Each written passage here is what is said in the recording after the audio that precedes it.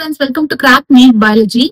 இந்த வீடியோல human health and டிசீஸ்ல இருந்து vaccination and immunisation, allergies, auto immunity பத்தி பார்க்க போறோம். ஆக்டிவ் அண்ட் பாசிவ் இம்யூனிட்டி பத்தி நான் தனியா ஷார்ட்ஸ் போட்டிருக்கேன், அதை ரெஃபர் பண்ணிக்கோங்க. ஓகே, சோ வேக்சினேஷன், இம்யூனைசேஷன் இது ரெண்டுக்கும் என்ன டிஃபரன்ஸ் பாத்தீங்கன்னா, வேக்சினேஷன்ன்றது நம்ம வேக்சின் போட்டுக்கிறது to develop immunity against specific infection or disease. Okay, versus இம்யூனைசேஷன்ன்றது இந்த வேக்சினேஷன், இந்த வேக்சின் போட்டுக்கிறது மூலியமா அந்த பர்டிகுலர் டிசீஸ்க்கு அகைன்ஸ்டா நம்ம பாடியில இம்யூனிட்டி டெவலப் ஆகுது இல்லையா, அதான் இம்யூனைசேஷன். ஓகே, சோ இந்த principle of immunisation or vaccination ரெண்டுக்குமே எது பிரின்சிபல்னு பாத்தீங்கன்னா, memory of the immune system தான். So memory of the immune சிஸ்டம்ன்றது என்னது, நம்ம ஃபர்ஸ்ட் டைம் ஒரு பேத்தோஜனை என்கவுண்டர் பண்ணும்போது பிரைமரி இம்யூன் ரெஸ்பான்ஸ் வந்து ஸ்லோவா தான் இருக்கும்.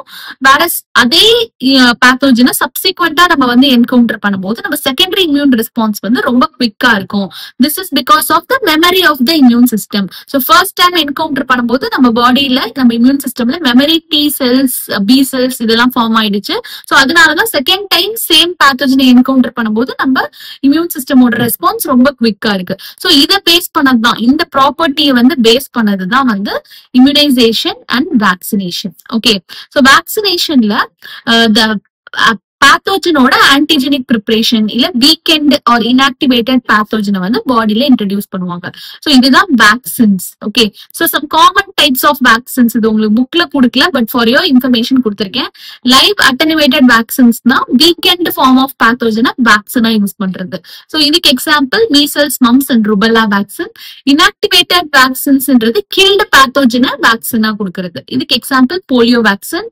அண்ட் டாக்ஸாய்ட் வேக்சின்ஸ் அப்படின்றது, இப்ப பாக்டீரியா ஆர் வைரஸ் வந்து டாக்ஸின்ஸ் ப்ரொடியூஸ் பண்ணும் இல்லையா, அந்த டாக்ஸின்ஸோட இன்ஆக்டிவேட்டட் வெர்ஷனை வந்து வேக்சினா கொடுக்கறது, அதான் டாக்ஸாய்ட் வேக்சின்ஸ். இதுக்கு example diphtheria, pertussis and tetanus vaccine. Okay, so இந்த வேக்சினேஷன் எப்படி ஒர்க் ஆகுது, நம்ம பாடியில வந்து ஆன்டிபாடிஸ் ப்ரொடியூஸ் ஆகுது ஃபர்ஸ்ட் டைம் நம்ம வேக்சின் கொடுக்கும்போது. இப்ப ஆக்சுவல் இன்ஃபெக்ஷன் அப்போ நம்மள்ட்ட இருக்க அந்த memory of the immune system மூலமா memory B cells, T cells இதெல்லாம் ப்ரொடியூஸ் ஆயிருக்கும் இல்லையா அந்த வேக்சின்ஸ் கொடுத்தப்போ, அது மூலியமா ஆக்சுவல் இன்ஃபெக்ஷன் அப்போ அந்த பேத்தோஜெனிக் ஏஜென்ட்ஸ் நம்ம இம்யூன் சிஸ்டம் ஈஸியா நியூட்ரலைஸ் பண்ணிடும். ஸோ இதுதான் வந்து கான்செப்ட் ஆஃப் வேக்சினேஷன்.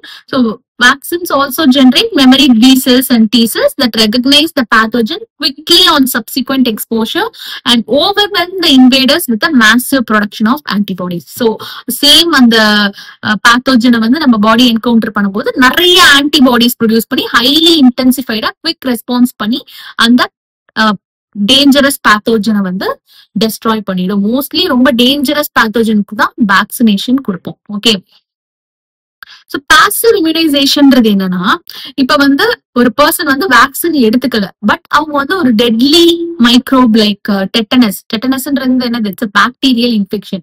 சோ அதனால அஃபெக்ட் ஆயிருக்காங்க அப்படின்னா அவங்களுக்கு வந்து அப்ப குவிக் இம்யூன் ரெஸ்பான்ஸ் தேவை. அப்ப என்ன பண்ணுவாங்கன்னா preformed antibodies, so lab made antibodies or antitoxin, அதாவது ஆன்டிடாக்சின்றது என்னது, அந்த பாக்டீரியா ப்ரொடியூஸ் பண்ற டாக்சினுக்கு அகெயின்ஸ்டான ஆன்டிபாடிஸ், அதான் ஆன்டிடாக்சின். ஓகே, சோ அத வந்து இன்ஜெக்ட் பண்ணுவாங்க டைரக்டா. இதுதான் வந்து இட்ஸ் பாசிவ் இம்யூனைசேஷன். அந்த ஆன்டிடாக்சினை டைரக்டா இன்ஜெக்ட் பண்றது பாசிவ் இம்யூனைசேஷன்.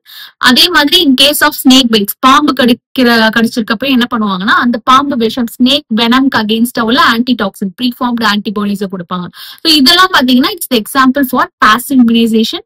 இது வந்து இந்த ஸ்னேக் பைட்ஸுக்கு இந்த ப்ரீஃபார்ம்டு ஆன்டிபாடிஸ் கொடுப்பாங்கன்றது இட்ஸ் வெரி இம்பார்ட்டன்ட். இது நீட்ல கேட்டிருக்காங்க. Okay, so active and passive இம்யூனிட்டிலேயே நேச்சுரல் அண்ட் ஆர்டிபிஷியல் இருக்கு.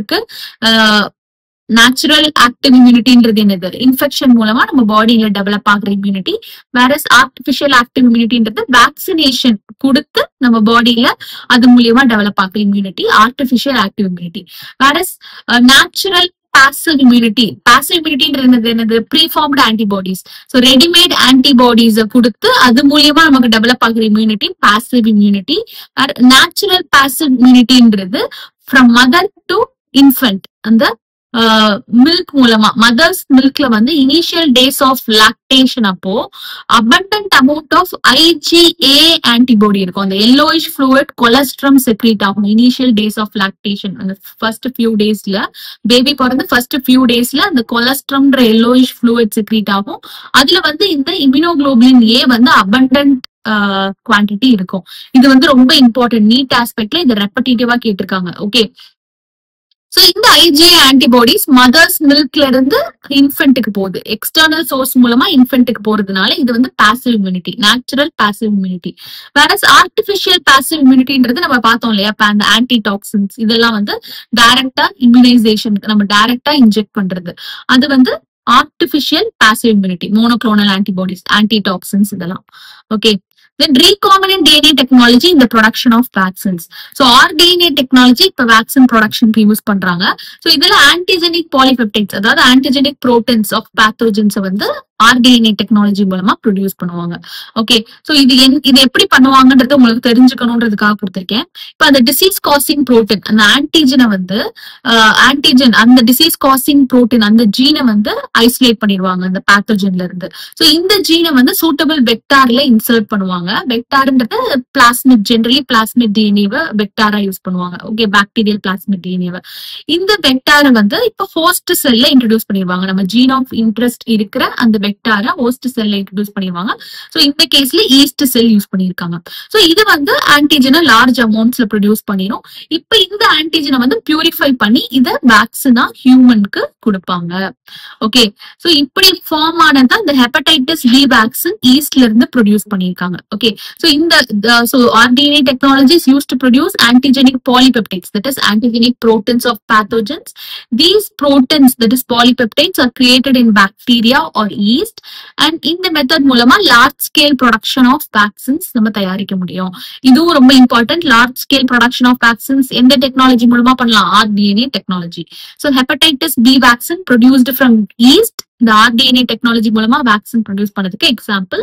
இது நல்லா ஞாபகம் வச்சுக்கோங்க, இட்ஸ் இம்பார்ட்டன்ட். ஓகே, சோ இத பத்தி நம்ம டீடைல்டா இந்த ஜீன் ஆஃப் இன்ட்ரெஸ்ட், இந்த வெக்டார்ஸ் இதெல்லாம் பத்தி நீங்க பயோடெக்னாலஜி அந்த சாப்டர் அடுத்த யூனிட்ல படிக்கலாம். ஓகே, சோ இதுதான் வந்து Bevac, hepatitis B vaccine produced using recombinant DNA technology. Then allergies. So இப்ப வேக்சினேஷன் இம்யூனைசேஷன் பத்தி பார்த்துட்டோம்.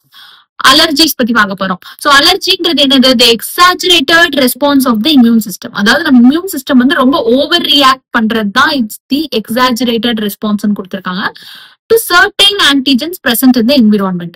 So நம்ம environmentல present ஆயிருக்க சில ஆன்டிஜனுக்கு அகேன்ஸ்டா நம்ம பாடியோட இம்யூன் சிஸ்டம் வந்து எக்ஸாஜரேட்டடா ரெஸ்பான்ஸ் பண்றது தான் அலர்ஜி. ஸோ இந்த அலர்ஜன்ஸ் அப்படின்றது என்னன்னா, இந்த டஸ்ட், தூசி, போலன், அந்த பிளான்ட்ல இருந்து வர்ற போலன், மைட்ஸ்ன்றது ஒரு மைக்ரோஸ்கோபிக் இன்செக்ட். அது அனிமல் டேண்டர்னா அனிமல் ஸ்கின் வந்து மைக்ரோஸ்கோபிக், அதாவது நம்ம கண்ணுக்கு தெரியாது, but microscopically will shed the skin along with hair. அது ஒரு முடியோட சேர்த்து ஸ்கின்னையும் ஷெட் பண்ணும். ஸோ இதெல்லாம் பாத்தீங்கன்னா சம் ஆஃப் தி அலர்ஜன்ஸ். அதுக்குதான் அலர்ஜிக் ரியாக்ஷன்ஸ், இம்யூன் ரெஸ்பான்ஸ் நம்ம பாடியில ப்ரொடியூஸ் ஆகும். ஸோ சிம்டம்ஸ் ஆஃப் அலர்ஜி நமக்கு தெரியும். தும்மல், ஸ்னீசிங், கண்ணுல ரொம்ப தண்ணி வருது, watery eyes, running nose, and சில பேருக்கு வீசிங் கூட வரும், டிஃபிகல்டி இன் பிரீத்திங். இதெல்லாம் அலர்ஜியோட சிம்டம்ஸ். அண்ட் ஆன்டிபாடி ப்ரொடியூஸ், இந்த அலர்ஜிக் ரியாக்ஷன்ஸ்க்கு மெயினா ப்ரொடியூஸ் ஆகிற ஆன்டிபாடி இம்யூனோகுளோபுலின் இ. நல்லா ஞாபகம் வச்சுக்கோங்க, நீட் ஆஸ்பெக்ட்ல இட்ஸ் இம்பார்ட்டன்ட். ஓகே, சோ எதனால இந்த அலர்ஜி வருதுன்னா, இந்த இம்யூனோகுளோபுலின் இ நம்ம ஒரு ஹார்ம்ஃபுல்லே இல்ல. இந்த போலன், டஸ்ட் எல்லாம் ரொம்ப ஹார்ம்ஃபுல்லான சப்ஸ்டன்ஸ் கிடையாது, ஹார்ம்லெஸ் சப்ஸ்டன்ஸ் தான். சோ இதை வந்து நம்ம நம்ம பாடிக்குள்ள போனோம்னா நம்ம இம்யூன் சிஸ்டம் வந்து ஓவர் ரியாக்ட் பண்ணி இதுக்கு இம்யூனோகுளோபுலின் இ ஆன்டிபாடியை வந்து செக்ரீட் பண்ணிடும் அதிகமா. இந்த இம்யூனோகுளோபுலின் இ வந்து மாஸ்ட் செல்ஸ், பேசோஃபில் அதோட போய் பைண்ட் ஆகி இந்த கெமிக்கல்ஸ் லைக் ஹிஸ்டமைன், செரட்டோனின் இதெல்லாம் வந்து அதிகமா ரிலீஸ் பண்ணிடும். ஓகே, சோ இந்த ரிலீஸ் ஆகிற கெமிக்கல்ஸ் தான், அந்த ஹிஸ்டமைன்ஸ் அண்ட் செரட்டோனின் தான் நமக்கு அலர்ஜிக் ரியாக்ஷன்ஸ் லைக் இந்த ஸ்னீசிங், வாட்டரி ஐஸ், இச்சிங், இந்த மாதிரி அலர்ஜிக் ரியாக்ஷன்ஸ் காஸ் பண்றது இந்த ஹிஸ்டமைன் அண்ட் செரட்டோனின் தான். ஓகே, சோ நமக்கு எப்படி இந்த அலர்ஜியோட ரீசன் கண்டுபிடிக்கிறது அப்படின்னா, very small doses of possible allergens. So நமக்கு சம் அலர்ஜன்ஸ் பார்த்தோம் இல்லையா, அதோட ரொம்ப ஸ்மால் டோசஸ்க்கு அந்த பேஷண்ட் எக்ஸ்போஸ் பண்ண வைப்பாங்க. சோ அவங்களோட ரியாக்ஷனை ஸ்டடி பண்ணி எந்த அலர்ஜி அவங்களுக்கு இந்த அலர்ஜிக் ரியாக்ஷன் காஸ் பண்ணுது அப்படின்றத கண்டுபிடிக்க முடியும். சோ ட்ரீட்மெண்ட் என்னென்ன கொடுப்பாங்கன்னு பாத்தீங்கன்னா, antihistamine drugs, adrenaline, steroid இதெல்லாம் வந்து கொடுப்பாங்க. இதை வந்து இந்த அலர்ஜிக் ரியாக்ஷன்ஸ்க்கு குவிக் ரெஸ்பான்ஸ் கொடுத்து குவிக்கா அந்த சிம்டம்ஸ் எல்லாம் வந்து கம்மி பண்ணிடும். ஓகே, மேஜர்லி பாத்தீங்கன்னா இந்த ஆன்டி ஹிஸ்டமைன் தான் வந்து அலர்ஜிக் ரியாக்ஷன்ஸ்க்கு டாக்டர்ஸ் நிறைய பிரிஸ்கிரைப் பண்ணுவாங்க. So modern day life style கூட இந்த ஹை சென்சிட்டிவிட்டி டு அலர்ஜன்ஸை வந்து இன்க்ரீஸ் பண்ணிடுச்சு, அந்த இம்யூனிட்டியையும் டிக்ரீஸ் பண்ணிடுச்சு. Majorly metro cities in India like Chennai, Mumbai, Bangalore இந்த மாதிரி மெட்ரோ சிட்டிஸ்ல எல்லாம் இது வந்து அதிகமாயிடுச்சு இந்த மாதிரி கேசஸ் அப்படின்னு சொல்றாங்க. ரீசன் என்னவா இருக்கலாம்னா protected environment provided in early life. So சின்ன குழந்தைங்கள வெளியிலேயே போய் விளையாட விடாம ரொம்ப ப்ரொடெக்டடா வச்சுக்கிறதுனால அவங்களால அந்த இம்யூனிட்டி டெவலப் பண்ண முடியல. So lower immunity and also higher sensitivity to அலர்ஜன்ஸ்க்கு இதுதான் ரீசன் அப்படின்னு சொல்றாங்க. Okay, so this is about the allergies. Then autoimmunity. So auto இம்யூனிட்டின்றது என்னன்னா, இப்போ நம்ம பாடி வந்து நம்மளோட ஓன் செல்ஸ்க்கும் ஃபாரின் செல்ஸ்க்கும் டிஃபரன்ஷியேட் பண்ற கேப்பபிலிட்டி நம்ம பாடிக்கு இருக்கு. ஆனா ஆட்டோ இம்யூனிட்டியில நம்ம பாடி வந்து அந்த மாதிரி டிஃபரன்ஷியேட் பண்ணாம நம்ம ஓன் செல்ஸே வந்து அட்டாக் பண்ண ஆரம்பிச்சிடும். அதான் autoimmunity. So memory based acquired immunity evolved in higher vertebrates is based on the ability to differentiate between foreign organisms from self cells. So higher வெர்டிபிரேட்ஸ்க்கு எவால்வ் ஆயிருக்கு memory based acquired immunity ன்றது it is based on the ability to differentiate between self cells and non self foreign cells ல இருந்து self cells differentiate பண்றது. இது வந்து நீட்ல உங்களுக்கு இதே மாதிரியே சென்டென்ஸ் ஹையர் வெர்டிபிரேட்ஸ் இதெல்லாம் கொடுத்து கேட்டிருக்காங்க. ஓகே, அதனாலதான் இது இம்பார்ட்டன்ட் நீட்னு போட்டிருக்கேன்.